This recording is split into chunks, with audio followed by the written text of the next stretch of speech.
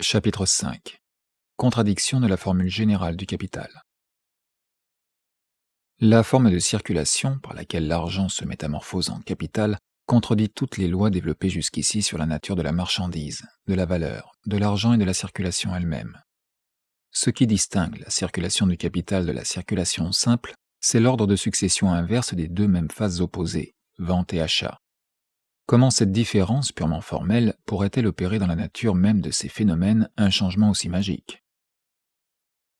Ce n'est pas tout. L'inversion des phases complémentaires n'existe que pour un seul des trois amis du commerce qui trafiquent ensemble.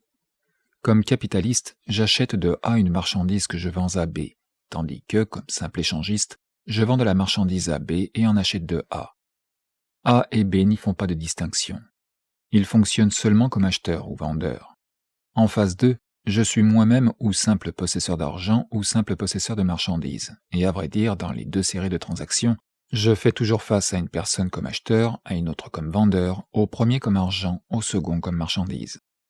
Pour aucun d'eux je ne suis ni capital, ni capitaliste, ni représentant de n'importe quoi de supérieur à la marchandise ou à l'argent. À mon point de vue, mon achat de A et ma vente à B constituent une série, mais l'enchaînement de ces termes n'existe que pour moi. A ne s'inquiète point de ma transaction avec B, ni B de ma transaction avec A. Si j'entreprenais de leur démontrer le mérite particulier que je me suis acquis par le renversement de l'ordre des termes, ils me prouveraient qu'en cela même je suis dans l'erreur, que la transaction totale n'a pas commencé par un achat et fini par une vente, mais tout au contraire. En réalité, mon premier acte, l'achat, était au point de vue de A une vente, et mon second acte, la vente, était au point de vue de B, un achat. Non content de cela, A et B finiront par déclarer que l'ensemble de la transaction n'a été qu'une simagrée, et désormais le premier vendra directement au second, et le second achètera directement du premier. Tout se réduit alors à un seul acte de circulation ordinaire, simple vente du point de vue de A et simple achat du point de vue de B. Le renversement de l'ordre de succession de ces phases ne nous a donc pas fait dépasser la sphère de la circulation des marchandises, et il nous reste forcément à examiner si, par nature, elles permettent un accroissement des valeurs qui y entrent, c'est-à-dire la formation d'une plus-value. Prenons le phénomène de la circulation dans une forme sous laquelle il se présente comme simple échange de marchandises. Cela arrive toutes les fois que deux producteurs échangistes achètent l'un de l'autre et que leur créance réciproque s'annule au jour de l'échéance. L'argent n'y entre qu'idéalement, comme monnaie de compte pour exprimer les valeurs des marchandises par leur prix. Dès qu'il s'agit de la valeur d'usage, il est clair que nos échangistes peuvent gagner tous les deux. Tous deux aliènent des produits qui ne leur sont d'aucune utilité et en acquièrent d'autres dont ils ont besoin. De plus, A qui vend du vin et achète du blé produit peut-être plus de vin que n'en pourrait produire B dans le même temps de travail, et B dans le même temps de travail plus de blé que n'en pourrait produire A. Le premier obtient ainsi pour la même valeur d'échange plus de blé, et le second plus de vin que si chacun des deux, sans échange, était obligé de produire pour lui-même les deux objets de consommation. S'il est question de la valeur d'usage, on est donc fondé à dire que l'échange est une transaction dans laquelle on gagne des deux côtés. Note 1. Il n'en est plus de même pour la valeur d'échange. Un homme qui possède beaucoup de vin et point de blé commerce avec un autre homme qui a beaucoup de blé et point de vin. Entre eux se fait un échange d'une valeur de 50 en blé contre 50 en vin. Cet échange n'est accroissement de richesse ni pour l'un ni pour l'autre, car chacun d'eux, avant l'échange, possédait une valeur égale à celle qu'il s'est procurée par ce moyen. Note 2. Que l'argent, comme instrument de circulation, serve d'intermédiaire entre les marchandises, et que les actes de la vente et de l'achat soient ainsi séparés, cela ne change pas la question. Note 3. La valeur est exprimée dans le prix des marchandises avant qu'elles entrent dans la circulation, au lieu d'en résulter. Note 4. Si on fait abstraction des circonstances accidentelles qui ne proviennent point des lois immanentes à la circulation, il ne s'y passe, en dehors du remplacement d'un produit utile par un autre, rien autre chose qu'une métamorphose ou un simple changement de forme de la marchandise. La même valeur, c'est-à-dire le même quantum de travail social réalisé, reste toujours dans la main du même échangiste, quoiqu'il la tienne tour à tour sous la forme de son propre produit, de l'argent et du produit d'autrui. Ce changement de forme n'entraîne aucun changement de la quantité de valeur. Le seul changement qu'éprouve la valeur de la marchandise se borne à un changement de sa forme argent. Elle se présente d'abord comme prix de la marchandise offerte à la vente, puis comme la même somme d'argent exprimée dans ce prix, enfin comme prix d'une marchandise équivalente. Ce changement de forme n'affecte pas plus la quantité de valeur que ne le ferait le change d'un billet de 100 francs contre 4 louis, 4 pièces de 100 sous et 5 francs. Or, comme la circulation, par rapport à la valeur des marchandises, n'implique qu'un changement de forme, il ne peut en résulter qu'un échange d'équivalents. C'est pourquoi même l'économie vulgaire, toutes les fois qu'elle veut étudier le phénomène dans son intégrité, suppose toujours que l'offre et la demande s'équilibrent, c'est-à-dire que leur effet sur la valeur est nul. Si donc, par rapport à la valeur d'usage, les deux échangistes peuvent gagner, ils ne peuvent pas gagner tous deux par rapport à la valeur d'échange. Ici s'applique au contraire le dicton « là où il y a égalité, il n'y a pas de lucre ». Note 5. Des marchandises peuvent bien être vendues à des prix qui s'écartent de leur valeur, mais cet écart apparaît comme une infraction à la loi de l'échange. Note 6. Dans sa forme normale, l'échange des marchandises est un échange d'équivalent, et ne peut être par conséquent un moyen de bénéficier. Les tentatives faites pour démontrer que la circulation des marchandises est source de plus-value trahissent presque toujours chez leurs auteurs un quiproquo, une confusion entre la valeur d'usage et la valeur d'échange. Témoin Condillac. Il est faux, dit cet écrivain, que dans les échanges on donne valeur égale pour valeur égale. Au contraire, chacun des contractants en donne toujours une moindre pour une plus grande. En effet, si on échangeait toujours valeur égale pour valeur égale, il n'y aurait de gain à faire pour aucun des contractants. Or, tous les deux en font, ou en devraient faire. Pourquoi ? C'est que les choses n'ayant qu'une vente relative à nos besoins, ce qui est plus pour l'un est moins pour l'autre, et réciproquement. Ce ne sont pas les choses nécessaires à notre consommation que nous sommes censés mettre en valeur, c'est notre surabondant. Nous voulons livrer une chose qui nous est inutile pour nous en procurer une qui nous est nécessaire. Il fut naturel de juger qu'on donnait dans les échanges valeur égale pour valeur égale, toutes les fois que les choses qu'on échangeait étaient estimées égales en valeur chacune à une même quantité d'argent. Il y a encore une considération qui doit entrer dans le calcul, c'est de savoir si nous échangeons tous deux un surabondant pour une chose nécessaire. Note 8.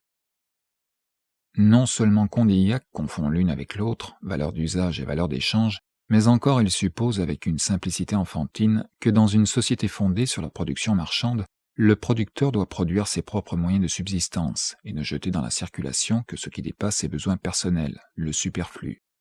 Note 9. On trouve néanmoins l'argument de Condillac souvent reproduit par des économistes modernes quand ils essayent de prouver que la forme développée de l'échange, c'est-à-dire le commerce, est une source de plus-value.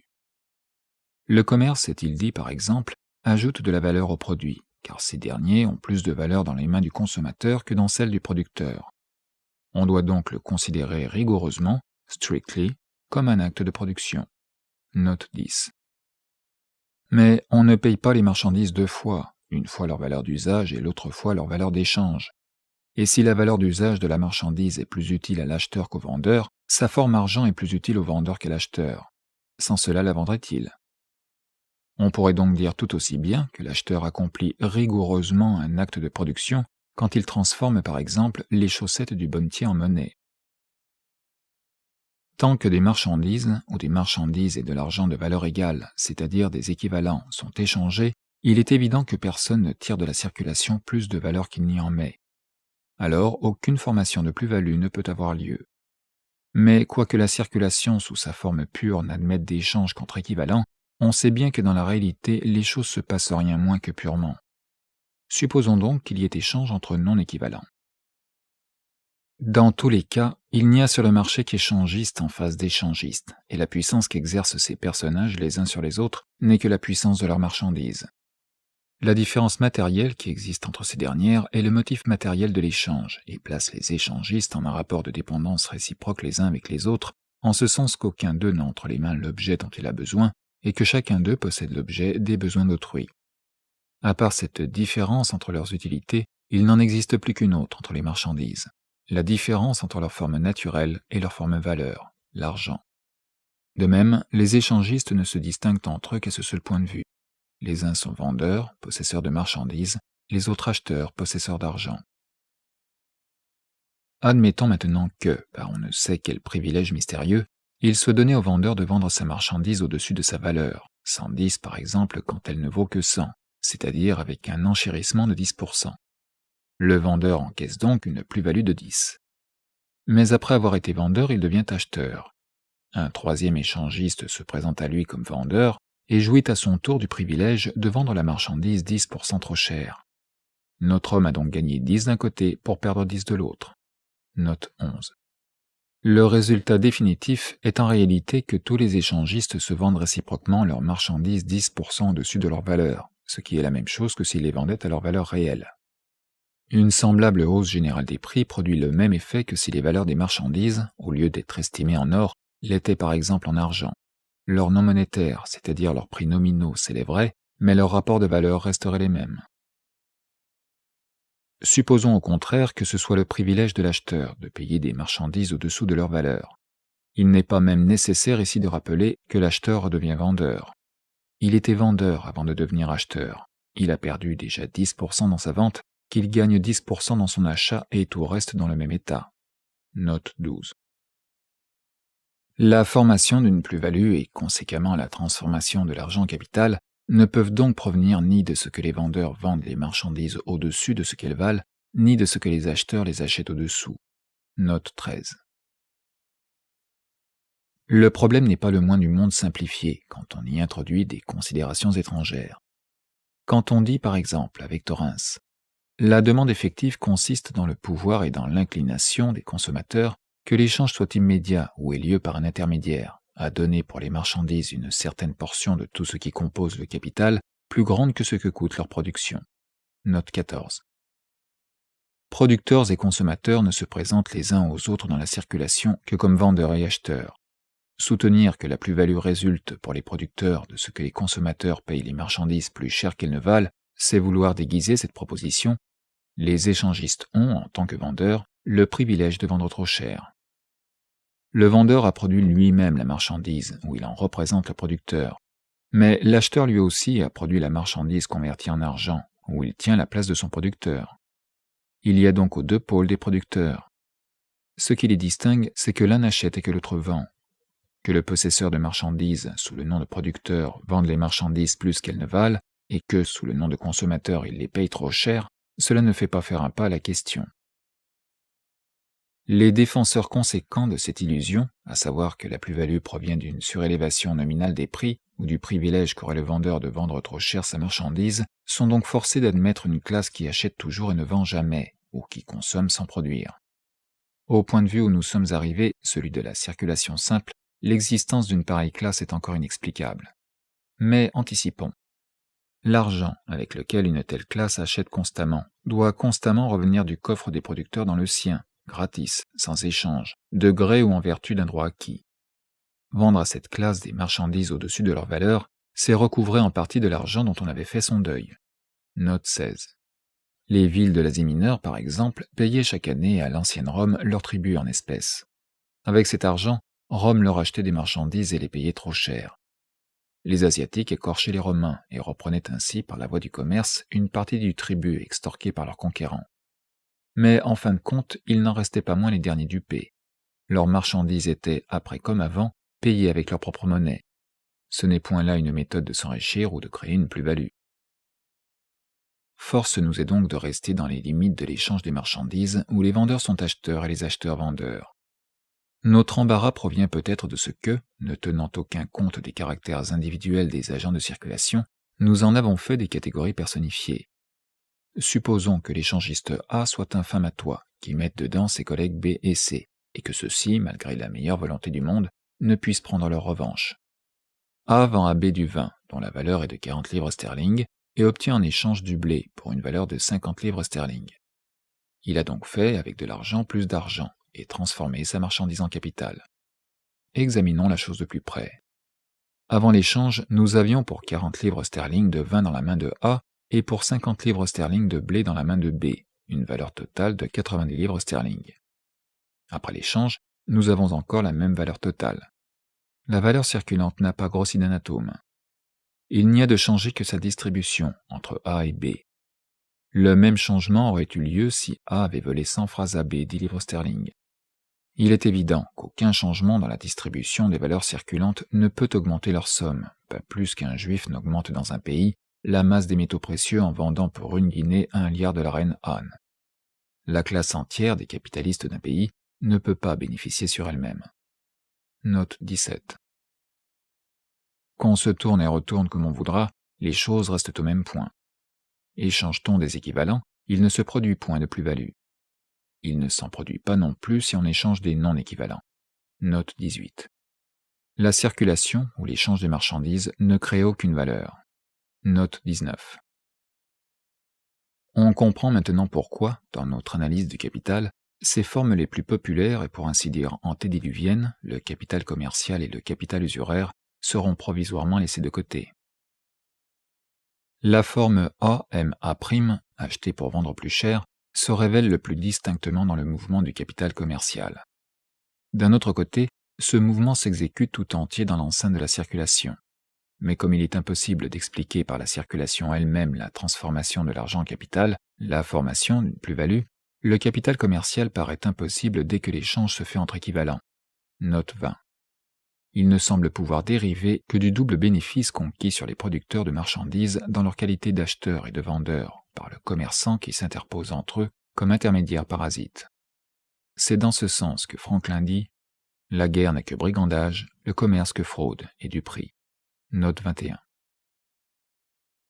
Ce que nous venons de dire du capital commercial est encore plus vrai du capital usuraire. Quant au premier, les deux extrêmes, c'est-à-dire l'argent jeté sur le marché et l'argent qui en revient plus ou moins accru, ont du moins pour intermédiaire l'achat et la vente, le mouvement même de la circulation. Pour le second, la forme AMA' se résume sans moyen terme dans les extrêmes AA', argent qui s'échange contre plus d'argent, ce qui est en contradiction avec sa nature et inexplicable au point de vue de la circulation des marchandises. Aussi lisons-nous dans Aristote, « La crématistique est une science double. D'un côté, elle se rapporte au commerce, de l'autre à l'économie. Sous ce dernier rapport, elle est nécessaire et louable. Sous le premier, qui a pour base la circulation, elle est justement blâmable, entre parenthèses, car elle se fonde non sur la nature des choses, mais sur une duperie réciproque. C'est pourquoi l'usurier est haï à juste titre, parce que l'argent lui-même devient ici un moyen d'acquérir et ne sert pas à l'usage pour lequel il avait été inventé. Sa destination était de favoriser l'échange des marchandises, mais l'intérêt fait avec de l'argent plus d'argent. De là son nom, né, engendré, car les enfants sont semblables aux parents. De toutes les manières d'acquérir, c'est celle qui est le plus contre nature. Note 22. Nous verrons dans la suite de nos recherches que le capital usuraire et le capital commercial sont des formes dérivées, et alors nous expliquerons aussi pourquoi ils se présentent dans l'histoire avant le capital sous sa forme fondamentale qui détermine l'organisation économique de la société moderne. Il a été démontré que la somme des valeurs jetées dans la circulation n'y peut s'augmenter et que par conséquent, en dehors d'elle, il doit se passer quelque chose qui rende possible la formation d'une plus-value. Note 23. Mais celle-ci peut-elle naître en dehors de la circulation qui, après tout, est la somme totale des rapports réciproques des producteurs échangistes? En dehors d'elle, l'échangiste reste seul avec sa marchandise qui contient un certain quantum de son propre travail mesuré d'après des lois sociales fixes. Ce travail s'exprime dans la valeur du produit, comme cette valeur s'exprime en monnaie de compte, soit par le prix de 10 livres sterling. Mais ce travail ne se réalise pas et dans la valeur du produit et dans un excédent de cette valeur, dans un prix de 10 qui serait en même temps un prix de 11, c'est-à-dire une valeur supérieure à elle-même. Le producteur peut bien, par son travail, créer des valeurs, mais non point des valeurs qui s'accroissent par leur propre vertu. Il peut élever la valeur d'une marchandise en ajoutant par un nouveau travail une valeur nouvelle à une valeur présente, en faisant par exemple avec du cuir des bottes. La même matière vaut maintenant davantage parce qu'elle a absorbé plus de travail. Les bottes ont donc plus de valeur que le cuir. Mais la valeur du cuir est restée ce qu'elle était. Elle ne s'est point ajoutée une plus-value pendant la fabrication des bottes. Il paraît donc tout à fait impossible qu'en dehors de la circulation, sans entrer en contact avec d'autres échangistes, le producteur échangiste puisse faire valoir la valeur, ou lui communiquer la propriété d'engendrer une plus-value. Mais sans cela, pas de transformation de son argent ou de sa marchandise en capital. Nous sommes ainsi arrivés à un double résultat. La transformation de l'argent en capital doit être expliquée en prenant pour base les lois immanentes de la circulation des marchandises, de telle sorte que les échanges d'équivalents servent de point de départ. Note 24. Notre possesseur d'argent, qui n'est encore capitaliste qu'à l'état de chrysalide, doit d'abord acheter des marchandises à leur juste valeur, puis les vendre ce qu'elles valent, et cependant, à la fin, en retirer plus de valeur qu'il n'en avait avancé. La métamorphose de l'homo sécu en capitaliste doit se passer dans la sphère de la circulation et en même temps doit ne point s'y passer. Telles sont les conditions du problème. Hic Rhodus, hic salta.